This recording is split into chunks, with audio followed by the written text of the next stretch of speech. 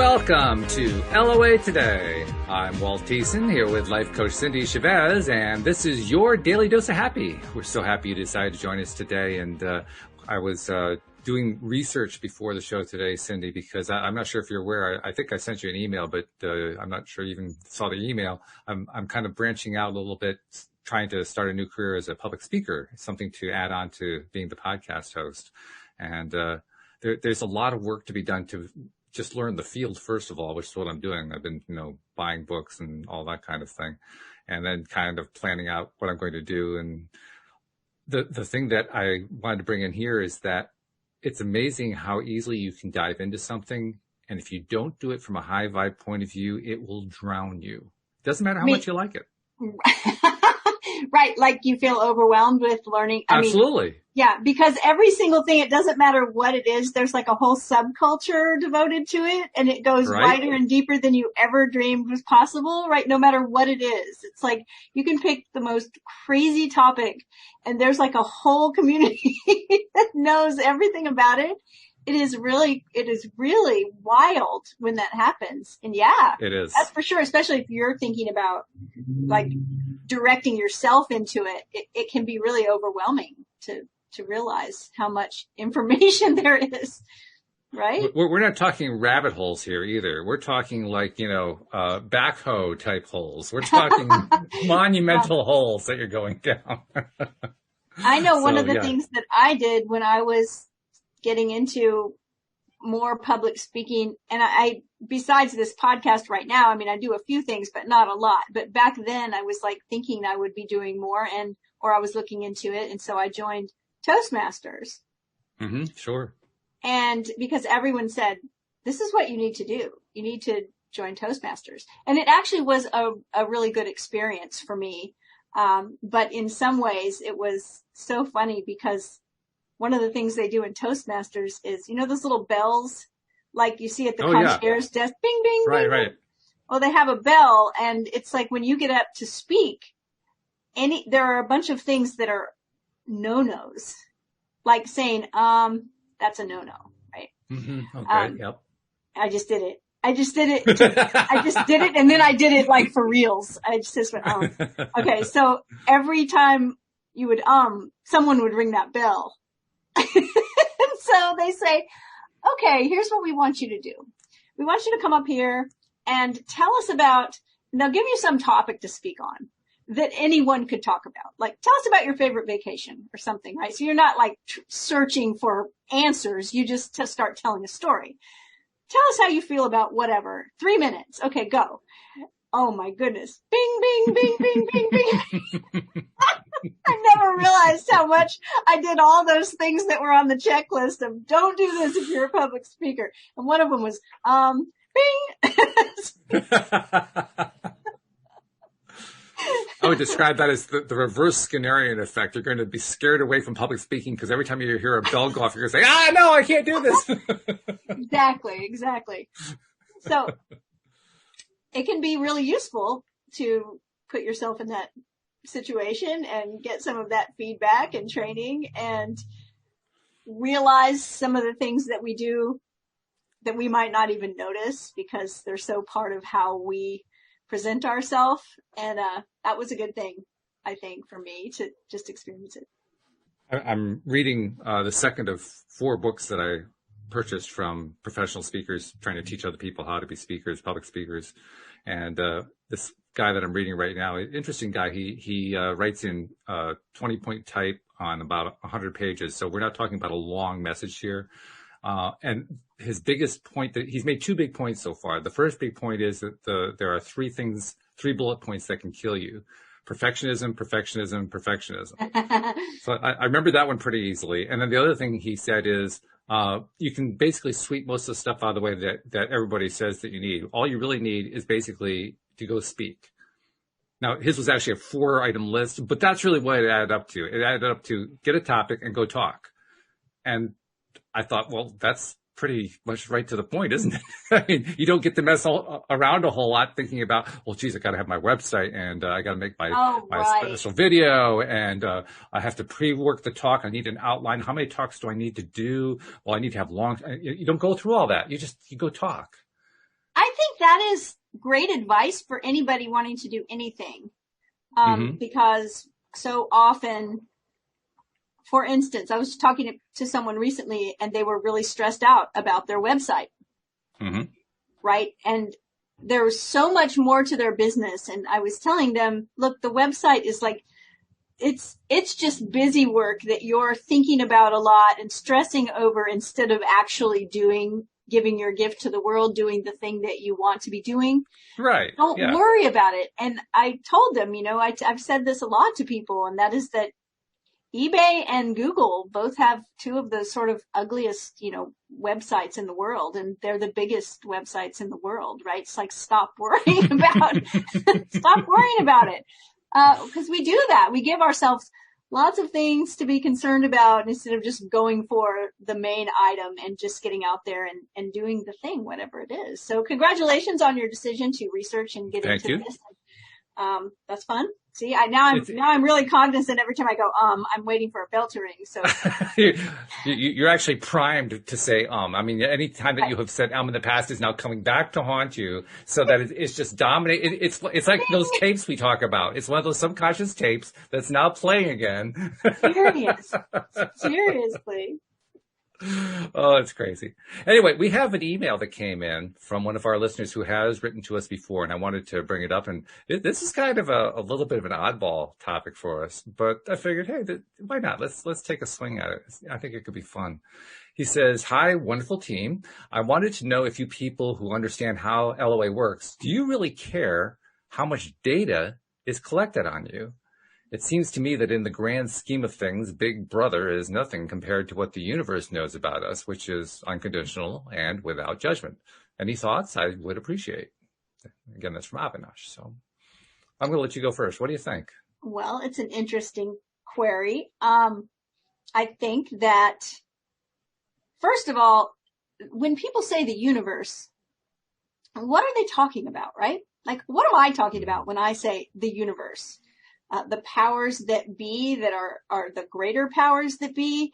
Am I talking about planets? Am I talking about what people refer to as who people may refer to as God? I think all of those get involved in it. Sometimes people say the universe because they distinctly don't want to have a specifically religious overtone to what they're saying. Yeah.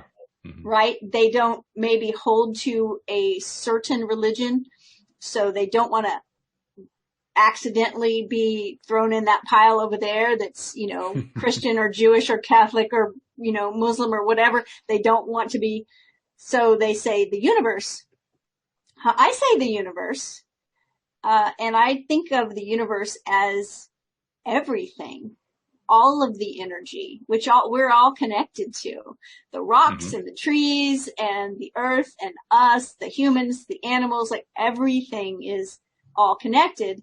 So when I say the universe, I'm really speaking of all, what the Kabbalion would say, the all, what the alchemists would call the one, the all, everything.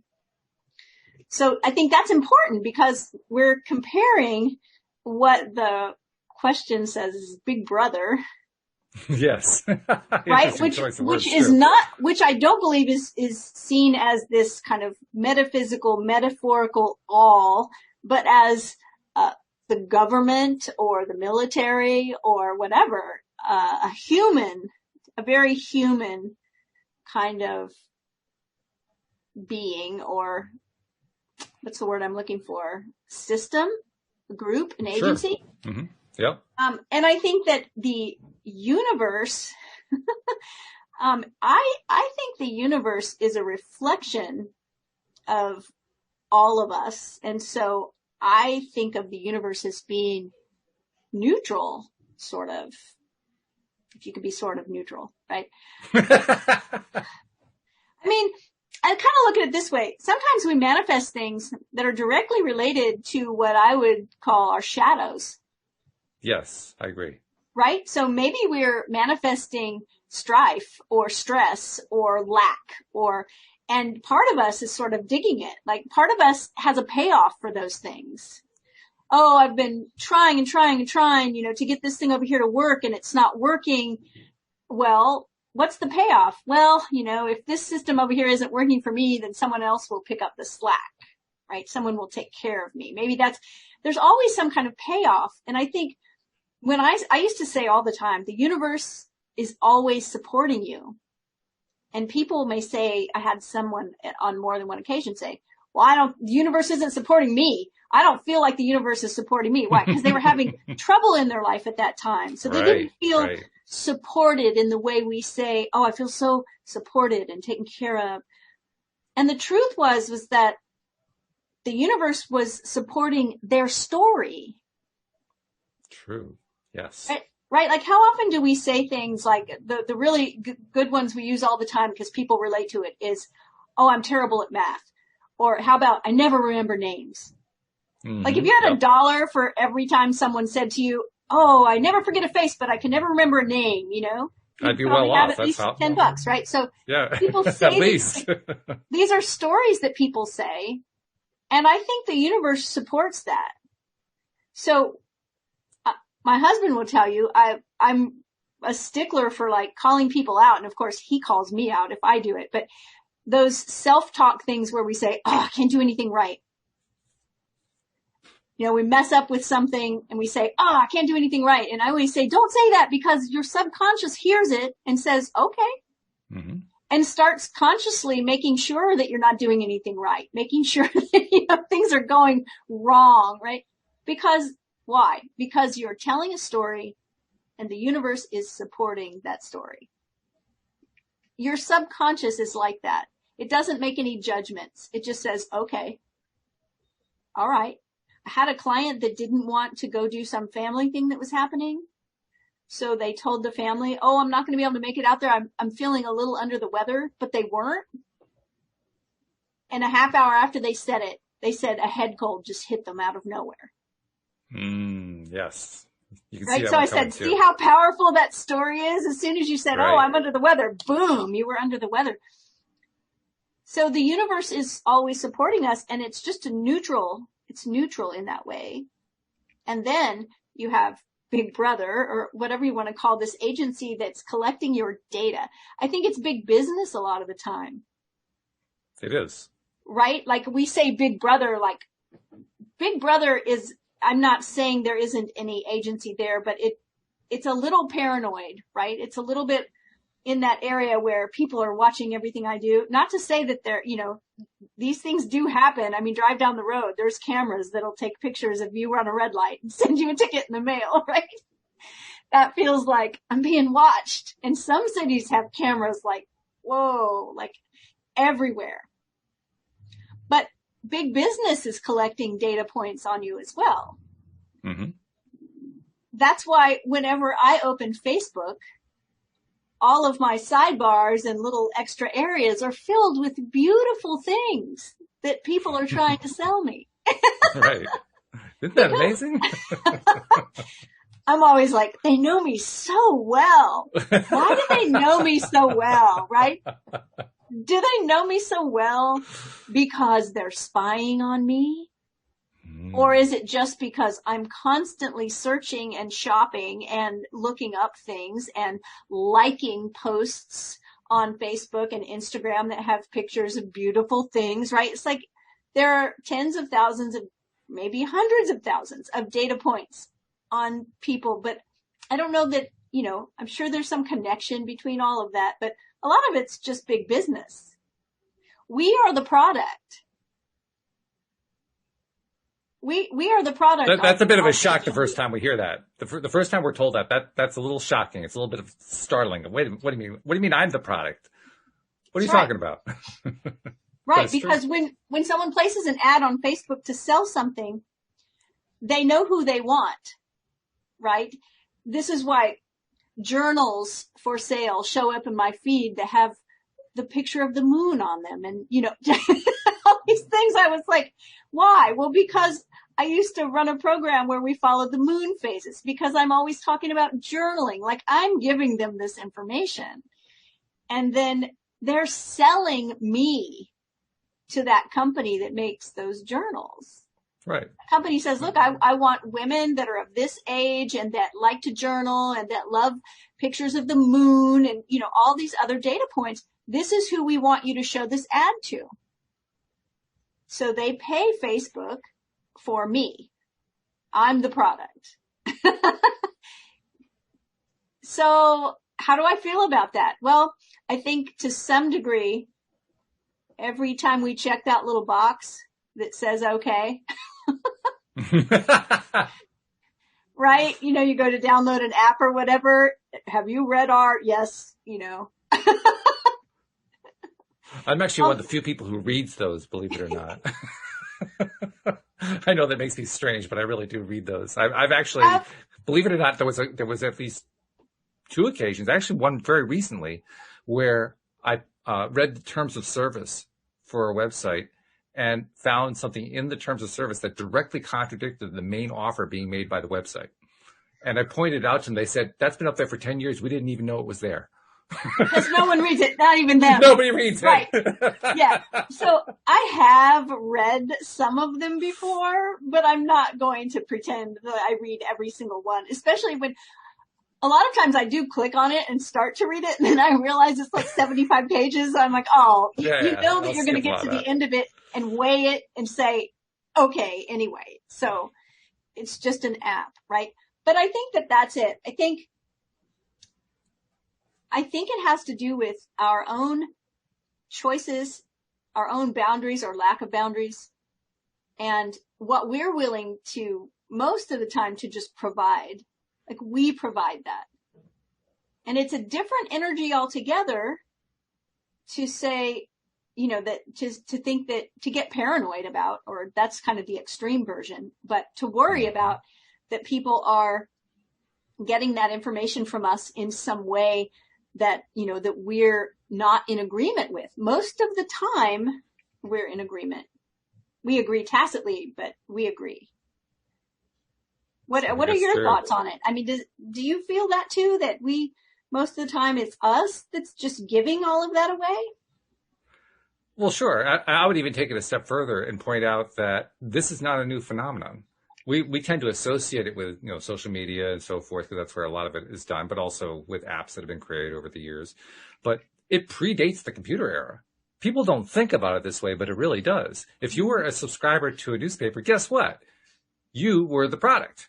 Now, that's not the way it was originally sold. It was originally sold as advertising on a newspaper where the news reporters were, doing all this breaking news stuff, so they had good readership, and that's what they were selling. But really, the readers were being sold. That was the whole point. The advertiser wanted to reach the reader. The only real difference was the advertiser didn't know anything about you, other than you read the New York Times or whatever it was.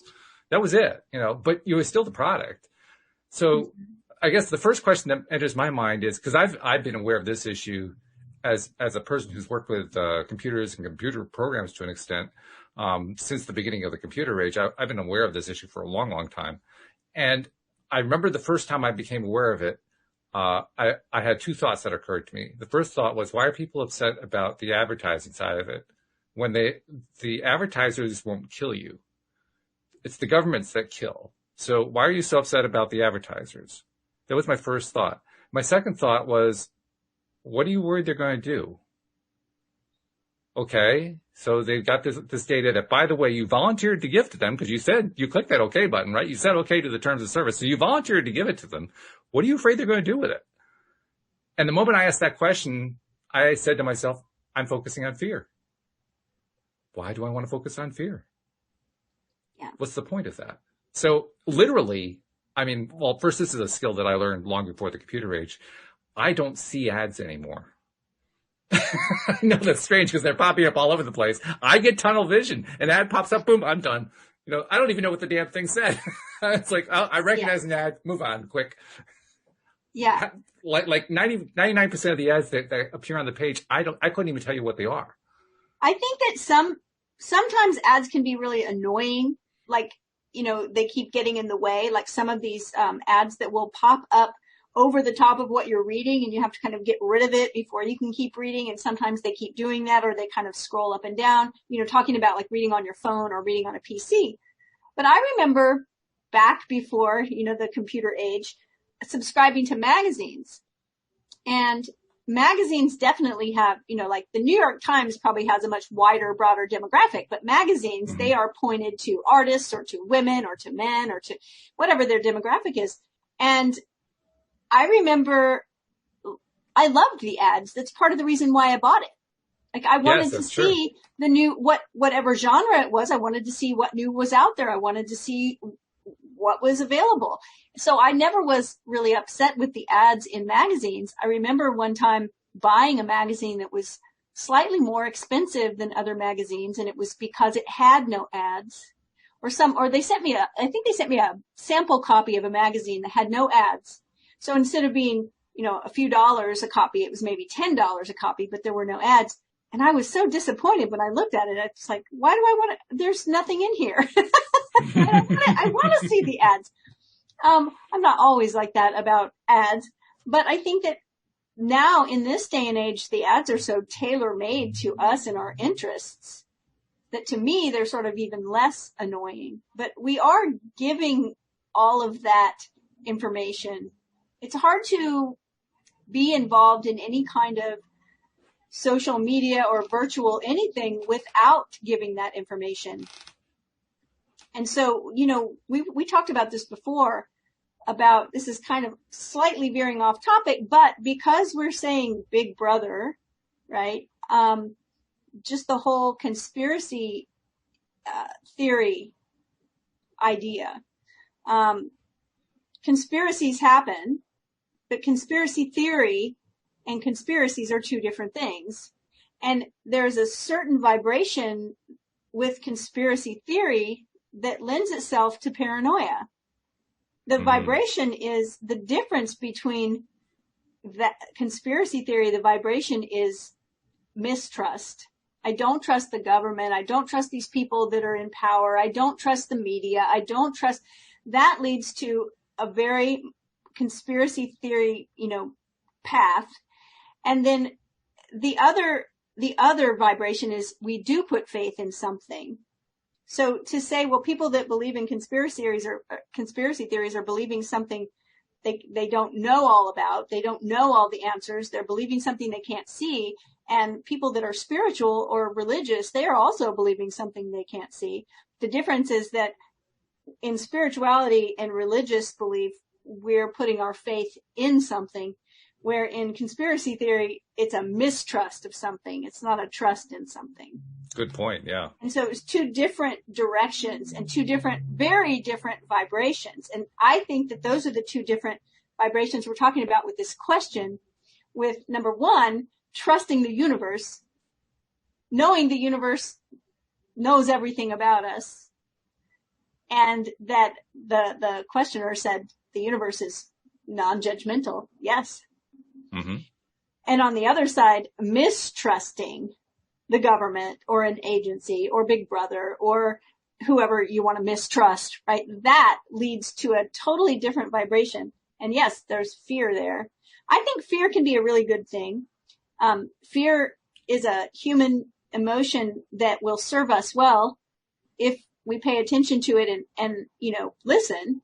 Not that we live in fear and afraid of everything. That starts to get into the paranoia. That's different. But listening to, we should be, a fear can be healthy, right? Fear of drowning, fear of fire. Yes. There's a reason that we just don't go sit in the middle of the bonfire, right? Because we know better. Right. That's not a good idea. There's a reason that. Not to mention the fact that it's hot and it will actually burn you and it's very uncomfortable. There's some minor issues, but. There's a reason why we don't just jump off the boat in the deep end of the ocean and decide we're going to go for a little swim when we're not a great swimmer, or even if we are, maybe. Why? Because we have a healthy fear, a healthy respect of things that could be dangerous. So fear isn't always bad. The whole idea of, not living in fear.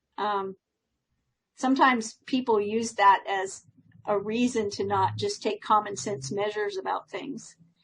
And that's really not a useful way to look at it. We should, take care of ourselves. But that's the way I think about it. I also obviously put my info out there to some degree because. Oh yeah, I think most of us do. These advertisers, they know me inside and out. Well, we announced it here on the show. If you'd like to reach Cindy Chavez, I mean, that's part of our podcast. I mean. Yeah, right. So, but the question there, Avinash's question literally was, do you really care how much data is collected on you? And when I read that part of it, I immediately flashed back to about an hour ago when I was doing my research on being a public speaker. And I'm in the process of writing my basic speech that I plan to give. I've already figured out what audiences I want to give it to. And part of that speech, I was drawing, of course, on stuff that we talk about here on the show, because what am I going to draw on? I'm going to draw on stuff that I know about. Well, I was writing about the ARAS, the Ascending Reticular Activating System. And it occurred to me, that question is all about the ARAS. Do you really care? Well, if you don't care, you're not going to notice it. If you do care, you're going to notice it. Mm-hmm. Yeah. And that's why I said earlier, I don't even see the ads because I don't care. It's not that important to me. I got much more important things that I'm dealing with on a daily basis to get fretted out about that. Maybe I did all of my fretting about it, 30 years ago when I first became aware that you could actually do this kind of thing with computers, but it didn't last very long. I mean, it's not like I spent months and years fretting about it. I said, okay, well, it's there. So what? What am I going to do? Move on. Next. Well, that was it. My youngest son, at one time in his life when he was probably college age, old enough to drive, and then, early 20s, all through that period of time, every time he went to a restaurant, and I mean, every time he went to a restaurant, the people next to the table to where he was at had a screaming baby. Every time. And it got to be a family joke where we would like, hey, you want to go out with us to grab some sushi or something? No, we don't want to go. We don't want to go with you. There'll be a screaming baby next to the table, because there always was, right? And it was so funny because I was trying to explain to him, you are so focused on this that it's just always happening. And that's that reticular activation. Because if it wouldn't have been bothering him, he wouldn't really have noticed that there was a crying baby. Right? But because he was so in tune to it with that reticular activation, that even if the baby was just fussing a little bit, to him, it was like a big deal that was very annoying. Why? Because he was worried that it was going to happen. He was completely focused on it. He was looking out for it. Eventually, I think he did learn to focus somewhere else, and it stopped. But it was really funny when it was happening. And that's like you said, you don't notice the ads. I guarantee there is someone else who is having the opposite experience than you with that. They are so annoyed about the ads. The ads keep popping up. They're getting aggravated, and it seems like there's just always more and more ads. And, reticular activation is like that. That's how it works, is that we become, our brain, the system in our brain becomes aware and starts filtering out everything that's not that. Because that's the thing. Do you have that number? We've talked about this before, and I can never pull the number off the top of my head. The number of how many bits of information is coming at us like in a minute or in an hour. It's huge. I've heard so many different figures, and I'm not sure which one I believe anyway, but it's always a large number. It's never small. No, it's very, very large. And the point is that it would overwhelm us. We would implode or explode, or our brain would shut down from overwhelm. There's no way we can process all of the information coming at us. So we filter most of it out. And if we are attuned to something, aware of something, and then to add another layer vibrationally in alignment with something, we're not filtering it out. We're selecting it. It's kind of like we're filtering it in. Like, when you're shopping, see, I'm a shopper, and you get to pick the filter. You filter it down to your size and the color you want, and pretty soon everything that they're showing you is in those parameters. That's the reticular activation system. It's really amazing. Yeah, it's amazing. It's also quite valuable. I mean, people, there is a small subset of the population that does not have a viably functioning ARAS, and they are the people who fall into the autism spectrum. their brains are not able to do that filtering, and that's why they exhibit the autism characteristics, or to some degree that they do. If they fall within the spectrum, maybe to a small degree, maybe to a large degree, it varies from one person to the next. So be grateful that you have the ARAS. It's a wonderful thing. It actually saves you from levels of insanity, among other things. I mean, it's like input overload. It's just too much stuff coming at you. And it makes total sense why that would be just completely overwhelming. So yeah, we have sensory gates that close off, what's too much for us. So yeah, that's interesting. Interesting place to get to in our conversation. Well, I thought it was a very ARAS moment that here I was writing about it and, kind of researching what I already knew about it just to get my wording straight. And then an hour later, I'm seeing an exact example of how the ARAS works and why it applies. I'm thinking, well, yeah, there's a law of attraction moment right there. But it's also a filtering moment because I reopened my mind to the whole concept of the reticular activating system. And sure enough, I get an example that just pops right into my experience immediately. Within an hour, and about the only reason that it didn't show up sooner is that the podcast hadn't started yet. I mean, that was about it. So, you get it kind of both at the same time, both the law of attraction and RAS happening at the same time. I think the most interesting thing from my perspective, where RAS is concerned, where this whole question of data collection is concerned, and where our ability to reprogram it is concerned, is tied to what I was writing about in my little talk I was starting to structure. And in that talk, I was basically emphasizing the audience that I'm proposing to talk to are college students who are dealing with stress and pressure, perhaps dealing with depression, anxiety, that sort of thing. So I'm assuming that a significant portion of the audience that I'll be talking to are people who are already kind of stuck in that mode, so to speak. Mm-hmm. And so I'm going to be pointing out to them that the things that they're wanting in life are already coming to them. They don't see it. They're not aware of it. And the reason is this ARAS. So I'm trying to present it as a way of, this is why I made the allusion earlier to how wonderful it is. I'm trying to show them this is a good thing. This gives you the opportunity to control your experience. You don't have to settle for being depressed or anxious or whatever. You can actually shift the way that you experience the universe, and you can actually feel better in the process and do better in school, or, do better with whatever it is you're going to do in life. Maybe you decide not to stay in school once you feel better. I mean, who knows what your decision is going to be. But the point is, you get to be back in control again. And I think the same thing is true here. We get to control what our experience is going to be with, all that data that's going out there. We give off data all the time. It's just that some people have figured out how to collect it. The data, it's not like the data wasn't there before. It's like, right. This data was all in the closet until Facebook came along. No, the data was out there. It was available to anyone who could figure out how to collect it. It's just nobody figured out how to collect it. I remember about, I think it was about 14, 15 years ago, I went to an online meeting, webinar type meeting, where they were talking about the ability of this one particular company that was selling their services to companies that were far larger than my little venture. They were offering to take an email address and then tell you everything that was available about that email address. You give them that one email address, they could tell you the name, the address, the phone number, the family members, birth dates, graduation dates, they could give you the whole thing off of an email address. And I was saying this, whoa, that's amazing. And it's so intrusive and all this other stuff. I said, yeah, but wait a minute. The data's been there all along. Why am I getting so upset about it? So I keep having that same point of view every single time I run into this issue. Oh my God, terrible things are happening. Yeah, except that it's been there all along.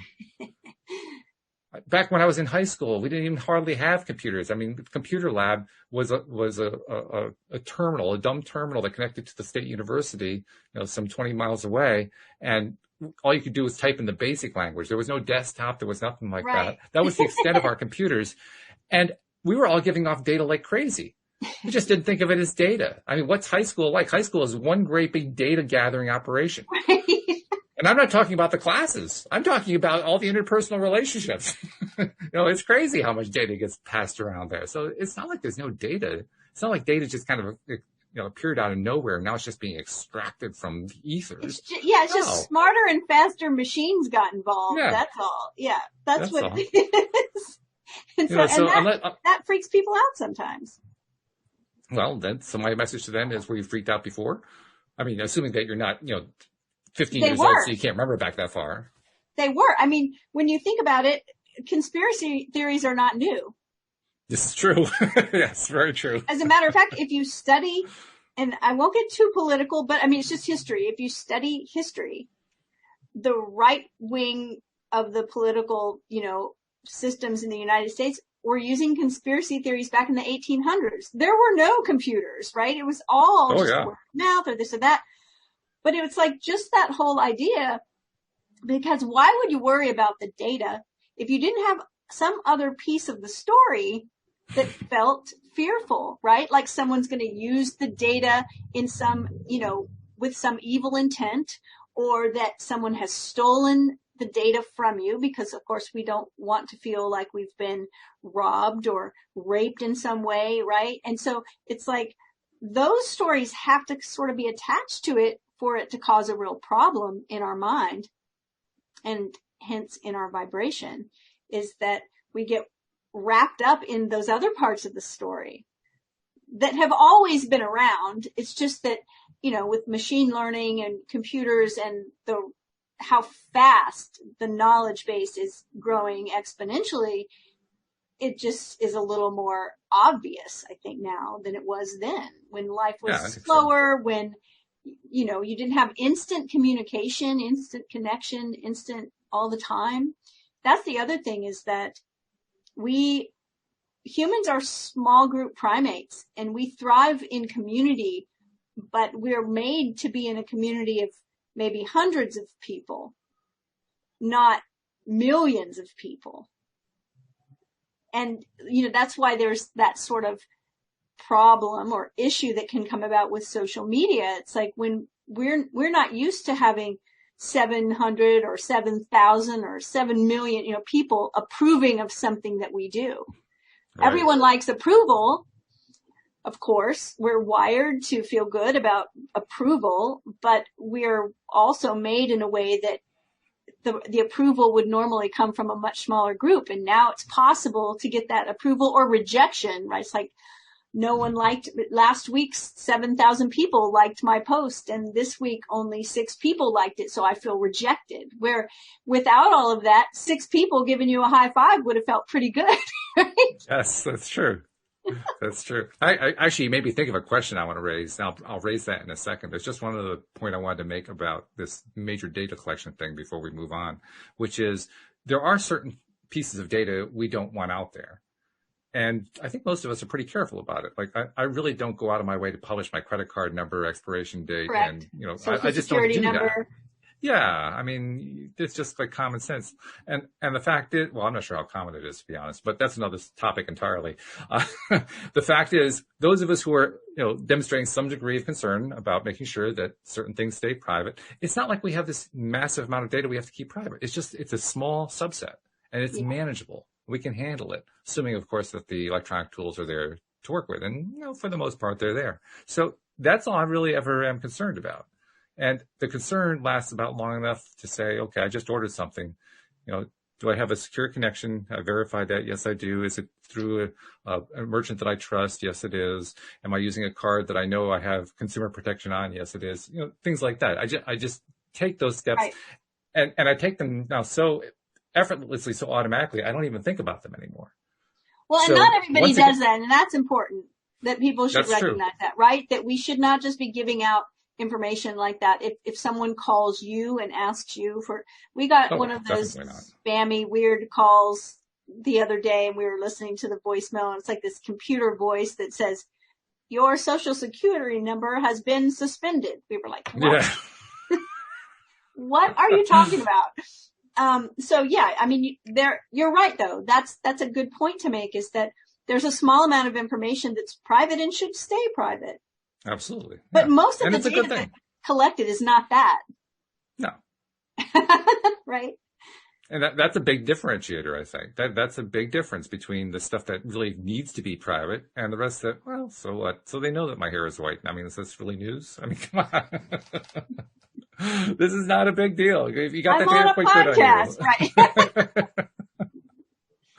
I can live with that one. What was the other point that I wanted to bring up? Something that you had said that cued something in my mind. And of course, now it's slipped away. It'll have to come I'm back like, in just what a was I moment. talking about? I don't know. I can't remember what it was. It was something along the same line, but it just kind of slipped away. So I that's don't right. know. It'll come back on its I own. was talking about the spammy call that we got. We've gotten several of them, and they really are hysterical because whoever wrote them, my social security number has not been suspended. I guarantee you. Not sure what that means. Yeah. Well, there's certain of these spams you can read just from the way that they write the thing that they really don't understand the concept. You know, it's like saying your phone number's been canceled or something. Like, what? Wait a second, phone numbers aren't cancelable. You just can't cancel a phone number. But, well, whatever. So, Will, I have a question for you. Okay, go ahead. Yeah, sure. No, you first. Well, the question, talking about reticular activation and recognizing, knowing that that system is active. I mean, so that we can consciously take advantage of it, right? I mean, that's the idea that you're talking about. That if we don't know it's there, we're going to be, it's going to be activated maybe towards things that are, and around stories we have that are not creating what we want in our life. But if we do know it's there, then we can somehow use that system in a conscious way to be noticing opportunities, to be noticing beauty, to be noticing things around us that make our life better. So I know this is sort of like putting you on the spot, but I started thinking about it. Okay, how do you do that? What's the number one tip for, turning on that system in a way that you're conscious of it and it's working for you instead of against you? Well, that's the question I was trying to answer as I was starting to put my notes together for my talk. How do I address, because that's really, it's the famous phrase, the elephant in the room. That elephant that's in the room is, how do I use this thing? Okay. Yeah. So you've told me about this thing. What do I do with it? Especially if I'm an anxious, depressed college student who feels like the world is against him and considering, taking drastic measure to end my life or something like that.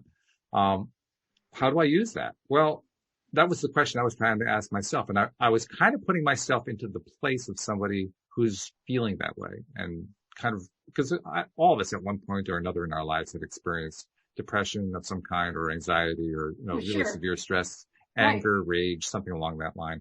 And, so we can kind of put ourselves in that place. And I was remembering that one of the things that happens most often is that we kind of lose track of the idea that there can be anything but what we're feeling.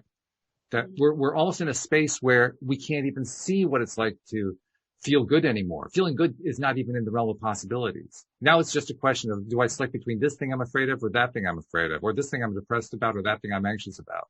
And that's literally the limit of our apparent choices. So I'm asking myself, okay, so what can I do to help that person make one quick step right there in, the audience where I'm giving the talk? And so I went to my Abraham Hicks book, Ask and It Is Given, because they've got the 22 processes in the back. And one of the cool things that they do is, it was confusing actually the first time I read it, but now I understand it, is they actually rank each of the different processes based on what your emotional state is. Right. Yes. And I remember that. The higher vibe ones are toward the front. The lower vibe ones are toward the back. So I went to the back and I started reading backwards what the different processes were. And there were like 3 or 4 that were for people who are in really depressed states.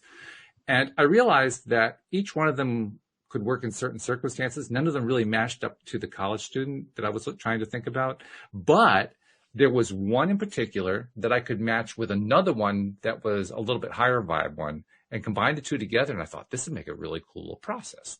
The one that Abraham had was a process of taking whatever your negative self-talk is about topic X, whatever the thing is that's depressing you or making you anxious, and trying to find another way of saying the same thing, but saying it in a more positive, affirmative way rather than, this is a terrible thing that's happening, here's something I prefer instead, that kind of a thing. Mm-hmm. And I thought, okay, well, that's not bad. But what if I combined that with the wouldn't it be nice if process, which is like number 14 or something like that. So it's a higher vibe process. Right. And so I started writing that out. And as I started writing it out, I thought, this is a really cool process, because what it actually ends up doing is it encourages the person who's in that depressed, anxious, just really state to just find 1 or 2 ways to think a little bit differently about it and then ask, wouldn't it be nice if I felt this instead? and just identify what that this is. What would be the feeling? In fact, I was going to a conversation you and I had many, many moons ago about, you used the phrase, I feel rich in an affirmation. And we were talking about how powerful feeling, putting the word feel in there was much more powerful than saying I am rich or something along that line, because we can believe it. It's easier to buy into. So I was taking that formula and applying it to, well, instead of saying I feel trapped or I feel depressed or I feel, like my professor hates me or something like that, what can I turn that feeling into in terms of what I wish it would feel? I wish I would feel that the professor liked me. I wish that I would feel that the course was fun. And I started piecing it together that way. I thought, that's something that somebody who is depressed could actually buy into. So I guess the whole point of my story here is I was actually going through the process of kind of putting myself into that person's place who I was talking to and asking myself, how can I structure my talk to address where they are using this concept of the RAS? And in the process of using the concept of the RAS, I realized what we were really doing is addressing the question that the user, that the listener called in, that Avinash called in about, well, what about these data points? Well, the data points we're talking about are the person's own data points. Yeah. We're asking them to connect to their own data points and then to rewrite the way they're thinking about their data points. What I love about that fun exercise. Yeah, I love I love the first part that we are trying to say it in a slightly different way, maybe that's more positive, because right there, we're tapping into that right brain creativity. The left brain is so logical. The left brain is the one that's like, no, you are broke, right? Right. Yes. You're failing this class, right? And it's that's like, right. You don't have any friends, whatever. It's just like, but when we ask ourselves, how could I say this in a different way? We immediately start the wheels turning to discover a different perspective. And that perspective, we're only shooting for, because we're still talking about the same thing, the same feeling, the same experience, the same circumstance. We're trying to describe it in a little bit different way. So we're not trying to jump to the top of the emotional scale. We're just moving up a little bit, maybe just almost a lateral move, but just a little bit better. And once we get to that little bit better, then we're going on wouldn't it be nice? So then we're tapping into a preference that's also creative. Like one of the examples I heard you say was, my teacher hates me. Right? And it's like, oh, my teacher hates me. As a coach, I would immediately say, what makes you think that? Right? Or he never calls on me or whatever. And we may come to the conclusion, well, how could you say it in a different way? And it would be getting a little more straightforward. Instead of putting a judgment about this person hates you, it's actually just that this person isn't calling on you and you're making it mean something about you. Like you're making that meaning. You're telling that story. So what if we said it a different way and just said, well, if he doesn't call on me often, wouldn't it be nice if he called on me more often? Yes. And right. And that's just a different vibration. Like even when I'm just saying it in the example, I can feel the difference just feels a little bit better. So that's a really great way. And then what we're doing is we're opening up the reticular activation system to notice how often we do get called on. Maybe we have 6 teachers and 5 of them call on us all the time. And we're sort of focused over here on the fact that, it's like my son and the crying baby in the restaurant, right? Right. Exactly. Exactly right. Yeah. So that's a really nice process, that works really well. I think when you're down there at that place feeling a lot of stress and anxiety. Yeah, I think so too. Because you're not switching it up too much, right? You're just no. And I'm still kind of honing it. I'm trying to get the words condensed down so it's easier to teach and so forth. But I love the way the whole thing is kind of playing, and I'm still trying to work out how do I get the word feel in there for them every time, because one of the things that we know about somebody who's in a really low vibration place is they're very often kind of disconnected from what they're feeling about it. Yes, they actually feel pretty miserable in that depressed, anxious state, but they often have trouble connecting to it, because I remember what that's like when I was in that state. You feel numb. You just kind of numb yourself to everything. And if you aren't feeling numb, then you take drugs or alcohol or do something to kind of numb it because you're feeling so miserable about it, So what I really want to do is get them to kind of reconnect to the idea of feeling and to have a way of making it feel good, because they're not used to the feeling good lately. Yeah. And if I could just kind of help them to start reconnecting to feeling good right now, right here in the meeting hall or in the conference hall or wherever I'm giving this talk, or maybe it's online, maybe it's a virtual talk, then I'm getting them one step further, one step closer to being able to actively take control of reprogramming that ARAS. And that's the goal, to get them to take that control, to actually do their own reprogramming. Because then they'll climb out themselves. I don't have to pull them out. They'll pull themselves out. Right. I love it. I love that system. I remember whenever we talk about it, I always think about this story that I was in California staying with a friend, and I had started explaining to her the reticular activation system. I'm not sure why. We were just having a conversation, and she had never heard about that before. And I started explaining to her what it was. Mm-hmm. And I use the example that you hear all the time. It's like, you know how maybe you've never seen a yellow Volkswagen Bug in your neighborhood, and then you buy one, and as you're driving at home, you see 6 of them, and you're like, oh my goodness, they're everywhere. Like, I didn't realize, because now your mind is on it, you're focused on it, and you start seeing them. They were there. You just didn't see them. You filtered them out. They weren't important to you, but now they are, because you own one now. I was telling her that, and she said, well, you won't see a car like mine anywhere, because I have this late model Camry, and it's got a gold package on it. And who puts a gold package on a beige Camry? And, she was giving all these details about it. And she said, I've never seen another car like mine. We won't see another car like mine. So I said, well, okay, well, it's, you know what I mean though, right? You know what I mean. And she said, yeah. So then we left, and we drove 2 miles to brunch from her house and back. And in that 4 miles total round trip, or less, we saw 6 cars like her. Like, they were everywhere. She could not stop laughing. She laughed and laughed and laughed, because realizing that this perception that we had, that there are none of these cars anywhere, you'll never see one, was not correct. Yeah. It was our experience, and it might have been our truth. And we might have seen it as a fact and been willing to just bet $100 on it, right? It's like, no, I don't see these. They aren't around. And yet it wasn't true.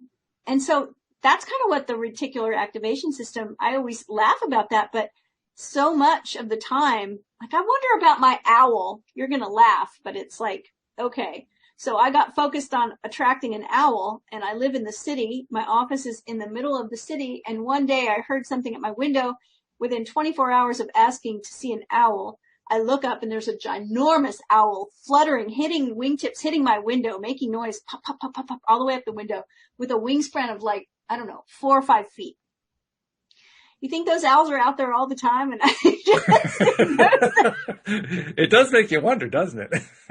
I read an article recently about, it was from someone writing from a, kind of multiverse perspective, but all this physics stuff they did in the lab, saying the world out there is nothing like what we think it is. That everything we experience in our head through our brain.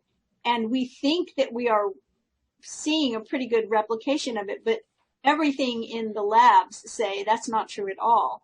So that's another discussion for another day that could be very deep. Well, of course, there's also the flip side to the exact same argument, which is that the world is exactly what you think it is all the time, right. Every single time. And they're both true, right? And they're both true. But I was thinking about that. I was like, oh gosh. So every day there are owls outside my window. That's right. Just tuned into it that one time. Well, that's what I was thinking about actually with this, the subtopic I was writing about today with the ARAS. I was thinking to myself, my God, I mean, with all this stimuli coming by that we don't notice, right. How often are we failing to notice that one thing that we're really wanting that will change our life? How often is it coming by? Because the thing is not in our story. Yeah. Because we keep talking about how it's not there. Right. We keep focusing on that's haunting. we keep that to me is much worse than all that data. The right? people worried about the data being collected by Facebook. That's nothing compared to the data I'm missing. That's coming by my life right now that I just ignore completely that I want in the first place. To me, that's a much bigger issue. Nothing compared to the amount of data that I'm suppressing and ignoring, and filtering out, and not seeing. Right. I mean, I know that there's I think it's a TV special that was done on that whole thing about how much Facebook collects and so forth. I'm thinking, guys, you're looking at the wrong program. Look at the program you're creating for yourself every single day, and you keep rewriting it over and over and over and over again. And you're worried about that? Really? Right. Write a different program. That's it. Write a different program. Write a different program. Tell a different story. You know, when we think about sometimes the things that we create in our life that we're unhappy about, when we think about the number of times we've told the story of them, right? The number of times that we've told that story, that the result, the end of that story is this condition, this experience, this circumstance we're not crazy about. And we've told that story so many times. How could it not just appear? So if we would just change the story, like you said, and I'm not even talking about, making up some story some vision that's not real yet, but seems better. I'm not even going there. I'm just saying to slightly modify the story to where we can see it from a slightly better perspective and start telling it that way and see what happens. Like sometimes I tell people who are looking for a relationship and they say they are single, I ask them to start saying that they're available. Oh, nice. I like that shift. Yeah. Right? Because that little shift, it may mean the same thing to some people. They still say, oh, okay, you don't have a partner. But when they're saying single, they are single. They are alone. They are one person. They're not part of a couple. They're a single, not a couple. And as soon as they say I'm available, it shifts something. It opens something up. It's not a huge change, but vibrationally, it's very different. Well, I'd say it is huge, actually. I mean, in a good way. Yes. It's a very huge change because that new way of describing it is going to eliminate every anti-available thought that I've been focusing on by being, quote, single, unquote. Right. So in that way, yes, it is huge. It's a huge shift. Yeah. Right. But it's not a huge change it's just a minor shift in verbally in how we say exactly. It's just choosing some words that feel a little bit better. Instead of saying, I was in a terrible relationship and telling that story over and over, it's, I've healed from some bad relationships, but I'm in the process now of being ready to make a healthy relationship or maybe are in a healthy relationship or whatever. You can say it in a different way. You can still tell the story that's your truth with a better spin on it. You're still telling the truth. It's just a better way to present it. And when you do that, the vibration will change and things will start to shift a little bit. And then you start telling that story. And then you tell that story in a slightly better way. It just gets better and better. Isn't that actually like an Abraham Hicks thing? It's like, it just keeps getting better and better, right? Better and better. That's right. Keep telling a better feeling story, a better feeling story, a better feeling story over and over and over again. Yeah, that's Abraham Hicks for sure. Yeah. It's also a stream of David, by the way, too, although he says it a little bit differently. But essentially, it's change your perspective, pull back, get a different view on the whole thing and just see the whole thing differently. It's basically the same message. Just want to remind people who are not taking advantage of it, who might be thinking about it, taking advantage of it. The LOA Today app has that form in it for sending in a question. That's how Avinash sent his question in. And we want to invite you to do the same. Take advantage of the fact that Cindy is a world-class relationship coach. And send in a relationship question. I'll make sure that Cindy answers it the next time that she's on the program. But take advantage of it and share the app with others too, because other people have their questions that need to be answered. So, and by the way, if you want to reach Cindy, you can actually do it through the app. Yes. That's something I want to point out. You can do it just go to the co-host page under the goodies section and go to Cindy's paragraph and you'll see a picture of her. And there's a little link there. Click the link. It takes you right to where you can contact her. So take advantage. And I love hearing from you. I love it. I love getting your messages, your questions, your comments, sometimes people just give me a shout out to say hello. Yeah, definitely. Take advantage of that contact form and shoot a message over and give me a shout, say hello. Yeah. Well, this has been great. We Yes. took a very odd question and we turned it into a really good conversation. So thank you very much, Cindy. And I look forward to talking to you again next week. Thank you, live streamers who were very quiet, but very attentive. We had a nice audience and they were saying almost nothing. So we had their attention. It was good. So thank you guys very much. Thank you especially to our podcast listeners as well. And we'll see you all next time here on LOA Today. Goodbye, everybody. Hi, everyone.